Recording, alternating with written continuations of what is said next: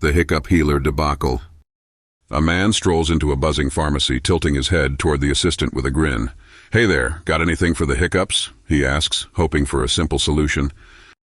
Without missing a beat, the assistant delivers a swift slap to his face. "What was that for?" he splutters, rubbing his cheek in astonishment. "Well, you don't have the hiccups anymore, do you?" the assistant retorts, clearly proud of her unorthodox remedy. The bemused man chuckles. "True, but it's my wife in the car who's got them, not me." Join us for more laughs. Hit follow for the daily dose of hilarity.